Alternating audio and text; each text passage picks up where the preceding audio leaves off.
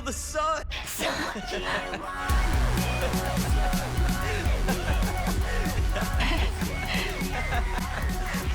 Stay tuned for an exciting opportunity to win one of Arrtx's newly enhanced 98 acrylic paint marker sets. I'll be sharing the details on this a little later on in the video. Welcome back everyone. Thanks everyone for tuning into today's video. I hope that you're all doing as awesome as ever. If you are new here, hey, hi and welcome. I'm Jessica and a massive welcome to you all. Thank you guys so much for clicking onto today's video and tuning in. In this video, I'm going to be painting and drawing David Martinez from Cyberpunk's Edgerunners, all whilst introducing the brand new skin tone acrylic paint marker set from Arrtx. A big shout out to Arrtx for kindly sponsoring yet another one of my videos. Currently, I'm working on a range of videos that explore not only acrylic markers, but also various other artistic mediums. I know you guys have been wondering when new content is coming with that, and it's in the works. So yeah, I'm going to be flipping the switch with the acrylic paint markers.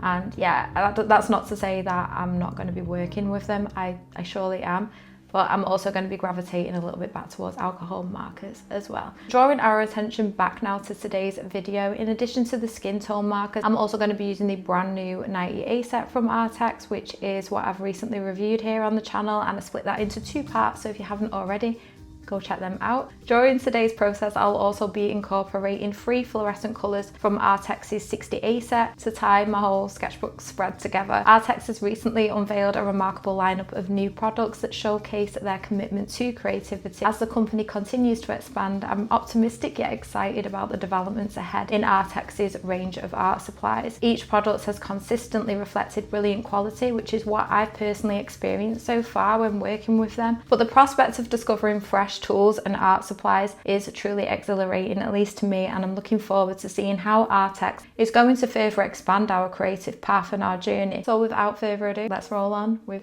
today's video. So hi, yeah, future Jess here. If I looked a little bit peculiar on that intro, it's just because I was reading my notes and I haven't quite got used to the setup yet. So I'm sorry about that, but I will get used to it in due time, in due course. Back to the video.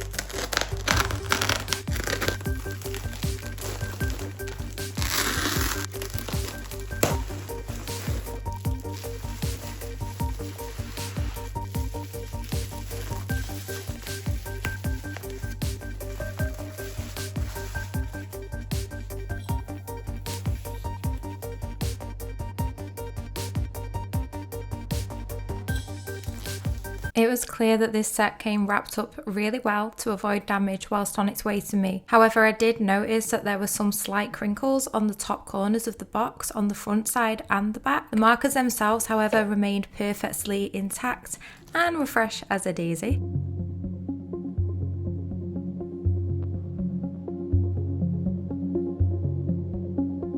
I was super pleased to see that Arrtx has now started to finally print the codes on the bottom of the markers. It's something that I stress quite a lot in my other videos with Arrtx, because the process of putting these little guys, these little tiny stickers on the bottom, the codes on the bottom, can be quite tedious and time consuming. Yeah, putting these stickers on can take anything between 30 to 45 minutes, and by the time that you're done with that, the creative spark is sort of gone. That being said, it's more prevalent with the much more larger sets, like when you've got 90 stickers to put on not once but twice on the sides and the bottom. Yeah, it's very time consuming. And with that being said, additionally we do get the larger color coded stickers with this set as well, which for this I did not mind putting on the body of the markers because there was only 30 of them.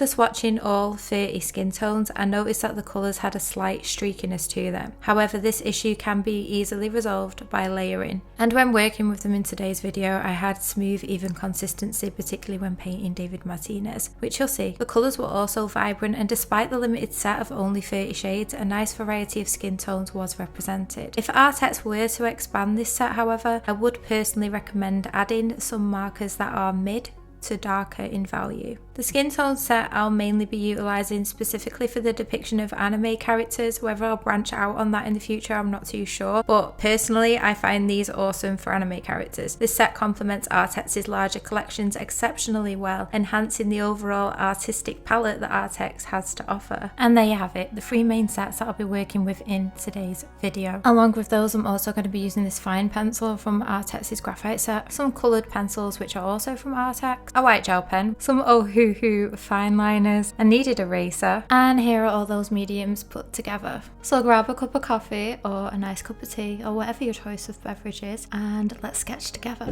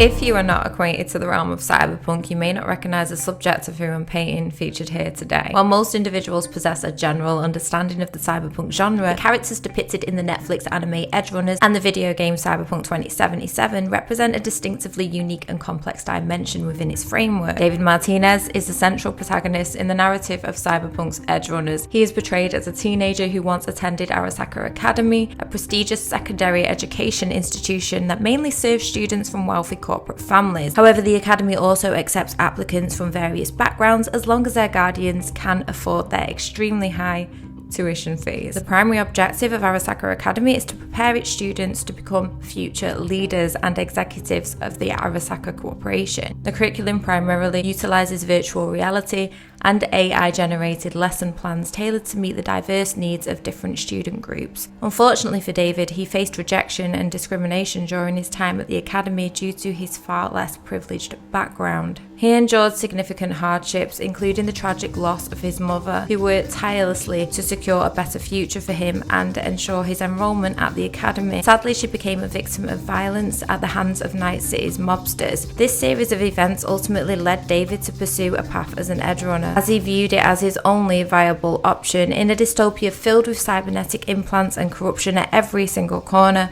this talented street kid strives to become a mercenary outlaw, also known as a cyberpunk. Okay, so this brings me to today's giveaway. If one of you lovely lot would like to be in for your chance of winning Arrtx's brand new and improved 90A acrylic paint marker set, then all you have to do is comment punk down below, along with a little bit of feedback on today's video. Let me know, have you played Cyberpunk 2077 or watched Edgerunners? The winner will be announced on my next YouTube video, so be sure to hit that notification bell, and a massive good luck to each and every one of you. I'll be holding more giveaways in the much more near future, so if you haven't already, be sure to hit that subscribe button. In the world of Cyberpunk, Arrtx is a Japanese multi-international mega corporation specializing in corporate security, banking and manufacturing. It's one of the most influential megacorps in the world. The company is also the largest distributor of Japanese-made merchandise across American, European and Asian markets. Arrtx branded weaponry and military vehicles are highly sought after by police and security firms. Over the years, the corporation has developed a dark reputation, feared for its willingness to cover its tracks using assassins and an army of lawyers. So I got into the anime after playing some of the game, and I was instantly immersed back into the world of Cyberpunk while watching Edgerunners. For me personally, the immense world building, intensified colours, the neon lights and characters blew my mind. The anime is truly an emotional roller coaster, and that is to say the least, and the ending just left me devastated. Oh my god, yeah, it doesn't end well, folks. Despite David's initial resistance to cybernetics, he gradually begins to evolve his body, ultimately meeting a tragic fate when he loses his mind and he gets shot in the head by Adam Smasher, who by the way terrified me in the Cyberpunk 2077 game. Like, have you seen this dude? Seriously. Oof. Put it this way, I would not like that coming towards me if I was in a spot of trouble. Unfortunately though, the other characters from the anime aren't in the game, but there are like little Easter eggs within CD Projekt Red's Cyberpunk 27 that are reminiscent of some of the characters from the anime. For example, you can find like Rebecca's gun near the Arasaka Tower. David's jacket's also featured in the game, so there is cool little Easter eggs. David's use of cybernetic modifications mirrors his real life maladjusted coping mechanisms, such as substance abuse. Rather than processing his grief and trauma, he opts for external solutions to his internal dilemmas, seeking relief in cybernetic enhancements. David's evolution from minor endeavours to the upper echelons of Night City is noteworthy, as he captures the attention of the Arasaka Corporation. They recognise his unique ability to manage experimental cyberware upgrades without succumbing to insanity, making him an exceptional candidate for Arasaka's advanced projects. However, Edgerunners effectively conveys that David's journey is not simply one of an extraordinary talent or underlying heroism. By the end of the series, it becomes very clear that within the harsh realities of Night City, David embodies the struggles faced by many. His story reflects the broader experience of individuals grappling with formidable circumstances, highlighting the resilience required to endure in such an environment. This emphasis on the human experience adds depth to David's character and resonates with the audience, fostering a greater understanding of survival in a most challenging world. The unfortunate reality is that David's upbringing was characterized by poverty and a lack of basic resources that even a middle-class household today would consider normal. A few advantages his mother managed to provide were stripped away when she passed away, leaving him vulnerable to the relentless harshness of the streets, just like any other struggling individual. While Arasaka considered David a 1 in a million candidate for their extreme cyberware experiments, this perception stemmed from the fact that even a hint of human decency stands out in a hellish environment of Night City. As creator Mike Pondsmith points out, an ordinary person with good mental health today would likely cope better with cyberware augmentation than David did in that dystopia context. One of the things that I love about these markers is you can layer over any mistakes very easily. So I started out with a very pale pink, almost white from the skin tone set for David's back, and it didn't really match the overall vibe. I mean, he's a Latino, so it didn't really complement what I was going for, and I was trying to really emphasize that spotlight on his back. So I then switched it up and tried the number 50 from the skin tone set, which is what I use for the part of David's back that is highlighted, that's more or less put under a spotlight. And for the shadow part, like his arms and his shoulders, I used number 52, which was bordering on a sort of like cool plum colour. So that element of contrast with the spotlight on his back worked really well. So I literally went from number 20, where my brain was not braining, all the way to number 50. And then for the shadow colour that I just mentioned, number 52. Minus number 20, which is this one. I used a combination of these for David's skin tone for his back and the portrait that I do of him. You'll see that the portrait is slightly lighter because his face is in the light. So that's how I ended up using S06, I believe, and S16. So yeah, all of these are from Arrtx's brand new skin tone set.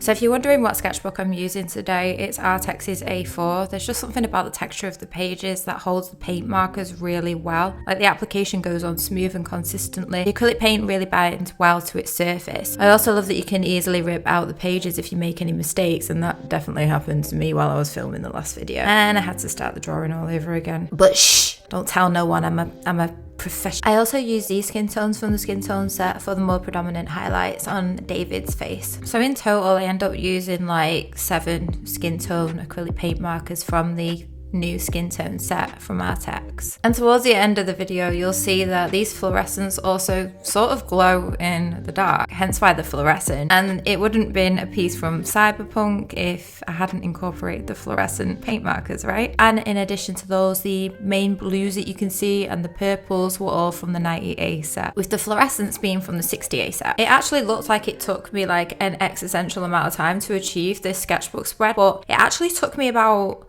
I think, 3 hours in total to paint and draw, which typically a spread like this can take me up to about 6.5 hours, if not a little bit more. But because I've become so familiarized now with the paint markers, everything seems to be flowing really, really quickly. And what I really love about them is that I don't have all the hassle of like mixing my paints to the side on like a palette with my water pitcher and my paintbrushes. And don't get me wrong, like I absolutely adore working at an easel and I love my acrylic paints, like particularly my Winsor and Newtons. But when I'm wanting to just like get straight down to the nitty gritty in my sketchbook, I can just bust these out, do my own thing, and not worry about all the mess afterwards. I don't have to worry about all the clear up. I don't have to worry about the aftermath, is what I'm trying to say.